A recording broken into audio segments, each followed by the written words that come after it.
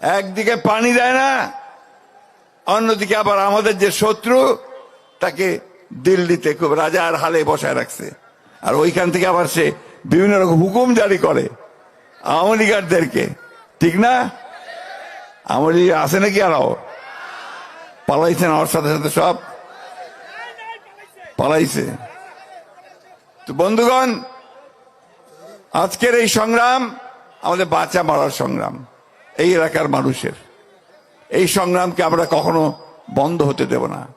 আজকে আমরা এই সরকারকে পরিষ্কার করে বলতে চাই, অন্তর্বর্তীকালীন সরকার, কথায় তো বলেন যে আপনারা নিরপেক্ষ, তো নিরপেক্ষ কিন্তু এই জায়গায় থাকলে চলবে না। এই জায়গায় আপনাকে মুখ খুলতে হবে, ভারতকে বলতে হবে যে আমার পানি ন্যায্য হিস্সা আমি চাই। আর আপনি যেহেতু অন্তর্বর্তীকালীন সরকার, খুব তাড়াতাড়ি নির্বাচনটা দিয়ে জনগণের সরকারের হাতে ক্ষমতা দেন। ভারতকে পরিষ্কার করে বলতে চাই, আগেও বলেছি এখনো বলছি, বাংলাদেশের মানুষের সঙ্গে যে বন্ধুত্ব করতে চান তাহলে আগে তিস্তার পানি দেন, সীমান্তে গুলি করে হত্যা বন্ধ করেন, আর আমাদের সঙ্গে বড় দাদা মতন যে আচরণ সেটা বন্ধ করেন। আমরা আমাদের পায়ের উপরে দাঁড়াতে চাই, আমরা আমাদের হিস্সা বুঝে নিতে চাই। আমরা অবশ্যই ভারতকে একটা বন্ধু ভাবে দেখতে চাই, কিন্তু সেই বন্ধুত্ব হবে সম্মানের সঙ্গে, আমার যে পাওনা সে পাওনা বুঝে দেওয়ার সঙ্গে। তাই বন্ধুগণ, বক্তব্য দীর্ঘ করব না। আমি আমাদের আসাদুল আব্দুল সাহেবকে আমার অন্তঃস্থল থেকে ধন্যবাদ এবং কৃতজ্ঞতা জানাচ্ছি যে আজকে তিনি যে আন্দোলনের সূচনা করলেন, সেই আন্দোলন সারা বাংলাদেশকে শুধু নয় সারা বিশ্বকে নাড়িয়ে দিয়েছে। বন্ধুগণ, আজকে আপনাদের এখানে অনেক আন্তর্জাতিক নিউজ এজেন্সি থেকে খবর সংগ্রহ করার জন্য এসেছে। কেন? যে আজকে দুলু আন্দোলন শুরু করেছে, যে আন্দোলন হচ্ছে বাংলাদেশের মানুষের বেঁচে থাকার আন্দোলন। আমরা অবশ্যই দুলুকে আমাদের সকলের পক্ষ থেকে একটা অভিবাদন, একটা স্যালুট জানাই। আমি বক্তব্য বাড়াবো না, শুধু একটা কথা বলেই শেষ করতে চাই, লড়াই না করলে কিছু পাওয়া যায় না। সেই লড়াই করেই আমরা তিস্তার পানি আনবো, আমাদের অধিকারগুলো আদায় করে নেব। আজকে সেইভাবে আসুন আমরা সবাই এক হই। আগামীকাল এখানে আমাদের দলের ভারপ্রাপ্ত চেয়ারম্যান তারেক রহমান সাহেব আপনাদের সামনে বক্তব্য রাখবেন। এটা আমাদের জন্য অনেক আনন্দের কথা। আজকে জনাব তারেক রহমান সাহেব আমাদেরকে নেতৃত্ব দিচ্ছেন।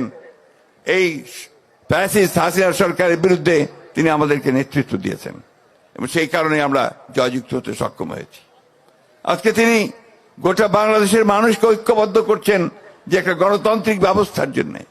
আমরাও সেই একই কথা সরাসরি বলতে চাই যে আমরা 1971 সালে যে স্বাধীনতা যুদ্ধ করেছিলাম, পাকিস্তান সেনাবাহিনীর বিরুদ্ধে যুদ্ধ করেছিলাম, সেই যুদ্ধের মূল লক্ষ্যটাই ছিল একটা গণতান্ত্রিক ব্যবস্থা আমরা চাই।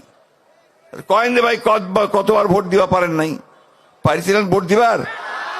তো আমরা তো ওইটাই চাই। আমরা আমাদের ভোট দিয়ে আমাদের জনপ্রতিনিধি নির্বাচিত করতে চাই, যারা আমাদের কথা পার্লামেন্টে বলবে, সংসদে বলবে, সব জায়গায় বলবে, তাই না? সেই ভোটটা আমরা চাই। ওরা অনেক সময় বলে যে আমরা নাকি ভোট করতেছি। ভোট করার কারণ একটাই, যে ভোট না হলে আমার নেতা নির্বাচিত হবে কোত্থেকে? আমার কথাটা বলবে কে? আমার তো প্রতিনিধি চাই, তাই না?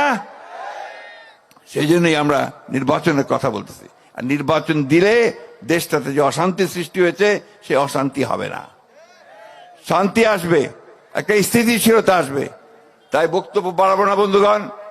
আমি আজকে গতকাল ঠাকুরগাঁতে এসেছি, আজকে সকালে কিন্তু রওনা হয়েছি, এসে বসে আছি আর অভিভূত হয়েছি তিস্তার পাড়ের হাজার হাজার মানুষ আজকে নিজেরা পুটলিতে ডাল বেঁধে চলে এসেছে, তাই না? সব একা একা চলে এসেছে, এখানে কাউকে কিছু বলতে হয় নাই। তার নিজের দাবির জন্য দুলু ভাইয়ের ডাক শুনে আজকে সবাই এসেছে। তাই বন্ধুগণ, আমার কথা শেষ, শুধু এইটা বলতে চাই যে এখন নতুন লড়াই শুরু। সেই লড়াই হচ্ছে আমাদের বাঁচা মরার লড়াই, আমাদের স্বাধীনতার লড়াই, আমাদের গণতন্ত্রের লড়াই।